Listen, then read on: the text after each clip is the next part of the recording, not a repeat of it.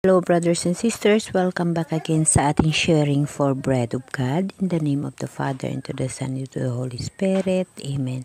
Lord, thank you sa lahat ng mga bagay na ipinagkaloob mo sa akin, sa mga mirakulo sa buhay ko, sa mga pangyayari sa buhay ko. Maraming salamat. At ganun din yung mga bagay na sanlibutan na pangabuhi. Alam ko na ako'y nagkakamali, kaya ako'y humihingi ng tawad sa lahat ng aking nagawa. Ganon din, Lord, inihingian ko sa iyo ng patnubay ang aking pananaliksik sa Biblia upang aking lubos maunawaan at aking maitalang buhay sa buhay tawhanan ko sa mundo ang espirituhanan na mula sa iyong pag-ibig sa Holy Spirit na ibinigay mo sa aking puso. Akin rin dinadalangin ang mga tao na nagsisikap na makilala ka. Lord, bigyan mo sila ng karapat-dapat na pag-uunawa upang ikabubuhay din nila ang iyong buhay dito sa mundo at makamtan ang buhay na walang hanggan. Amen. So brothers and sisters, today i-share ko sa inyo yung tinatawag na sign of cross, Kasi dito sa atin sa mundo, 'di ba, maraming mga religious, marami tayong paniniwala, marami nanampalataya sa mahal na Diyos sa iba't ibang paraan. Bilang Katoliko, nasa Katoliko ako. At kung tutuusin, wala pa namang pinili ang mahal na Diyos na templo dito sa mundo dahil siya mismo ang magbigay ng templo ng Jerusalem ng bagong kaharian na pipiliin niya. Ngunit sa ating bilang tao sa mundo, mayroon tayong komunidad.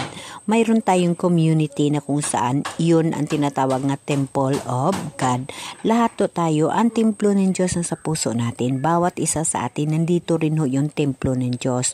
Yun ho ang tinatawag na templo ng individual na panampalataya natin sa mahal na Diyos. At iba rin ho yung temple na komunidad kung saan mayroon tayong mga pastor, mga leader, mga pare. Yun ho yung komunidad na temple. So, yung dalawang temple na yan, yung dito sa puso natin na templo kasama ang Diyos at ang templo ng simbahan na tinatawag or komunidad ay mahalaga ho yan sa atin dahil lagi natin tatandaan na wala hong nabubuhay na tao na nag-iisa lamang. So, kailangan din natin ang temple ng Diyos kasama sa buong pamilya, mga kapitbahay, something ganon. Alam ko na lahat tayo ay nananaliksik at nag-uunawa ng ukol sa mga kasulatan. Ngunit mayroong iba sa atin na walang panahon dahil sa trabaho. So, nabanggit ko itong sign of cross kasi bilang Katoliko, yes, walang nakalagay sa Biblia natin ang sign of cross. Ngunit sa ating paniniwala at sa ating panampalataya, mayroong mga paliwanag na dapat natin maunawaan. So, ang sign of cross ay hindi tuwirang binabanggit sa Biblia bilang isang partikular na ritual o tanda. Ganon pa man, ang konsepto ng paggawa ng krus bilang isang simbolo ng pananampalataya at pagmamahal sa Diyos ay may mga ugat na sinaunang Kristiyano. Yes, kasi ang sign of cross, kailangan parang may history yan hindi mo magagamit ang isang bagay sa ngayong panahon at the present pag walang history. So, ipagpatuloy natin. Sa bagong tipan, may mga talata na nagsasalita tungkol sa pagtawag sa pangalan ni Jesus at paggawa ng mga simbolo bilang tanda ng panampalataya. Halimbawa, sa Mateo 10:32-33, sinabi ni Jesus, kaya't ang sinumang kumikilala sa akin sa harap ng mga tao ay kilalanin ko rin siya sa harapan ng aking Ama na nasa langit.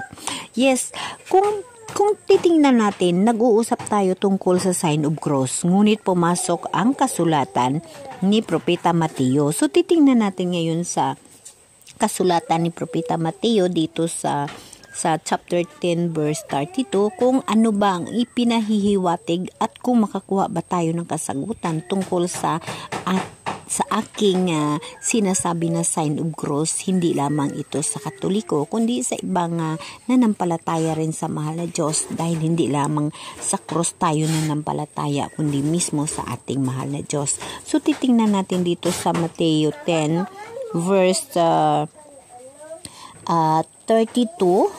hanggang sa 33 kung ano ba ang nakalagay tungkol sa pinapaliwanag or hinihingian ko ng kaliwanagan tungkol sa pag-sign of cross. Ito na pagkilala kay Kristo. Ito sa Mateo 10 verse 32. Ang sinumang kumilala sa akin sa harapan ng mga tao ay kikilanlin ko rin naman sa harapan ng aking amang nasa langit. Ngunit ang magtawa sa akin sa harapan ng mga tao ay itatawa ko rin naman sa harapan ng aking amang nasa langit. So, brothers and sisters, wala ho ditong nakalagay na sign of cross, diba? Wala ho ditong nakalagay na or binabanggit ng sign of cross. Ngunit, dito mo mabasihan ang ikatatawa, no? Kung sino man ang itatawa sa akin, ay itatawa ko rin sa harapan ng Diyos. So, sa ating simpleng pananampalataya, sa ating pagkikilala kay Jesus Christ, sino ba ang tatawa sa Kanya? Di ba wala? Walang tatawa kay Jesus Christ. Kahit ano ka siguro ka masama, kahit ano ka worst na klase ng tao, hindi ka tatawa kay Jesus Christ. Sa ngayong panahon, di ba? Noong unang panahon, may tumatawa kay Jesus Christ dahil sa cross, dahil ginlansang sa cross nung panahon niya, 'di ba? Mayroong tumatawa. So dito, parang para sa akin, sa ultimong panampalataya ko at pagkilala ko sa mahal na Diyos, ang cross ay dapat rerespetuhin dahil yun ang kinamatayan ng ating mahal na Diyos. At siya mismo ang nagsasabi, ngunit ang magtawa sa akin sa harapan ng mga tao ay ikatawa ko rin sa harapan ng aking amang sa langit. So, sa ating ultimong panampalataya, walang tatawa kay Jesus Christ. Pero dahil sa noong unang panahon ay pinagtatawaan siya, lalo pa siyang ginlansang sa cross, diba? So, para sa akin ay mahalaga ang cross na kinamatayan ni Jesus Christ. So, ipagpatuloy natin, Sa mga unang siglo ng Kristyanismo, ang cross ay hindi gaanong ginagamit bilang simbolo dahil sa kahihiyaan at pag-uusig na naugnay nito.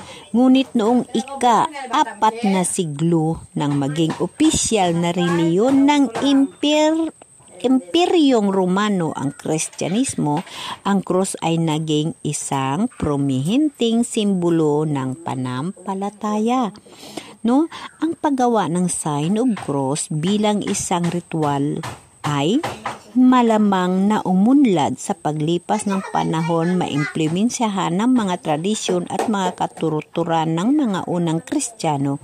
Ngayon, ang sign of cross ay isang mahalagang bahagi ng liturhiya at debosyon sa maraming denominasyong Kristiyano kabilang ang Katoliko, Romano, Ortodokso at ilang mga denominasyong Protestante. So ito, pag-aaralan natin ito guys kasi mayroon din pala ibang religious na gumagamit ng sign of cross, especially yung Katoliko Romano, Amen. So, see you in my next video. Amen.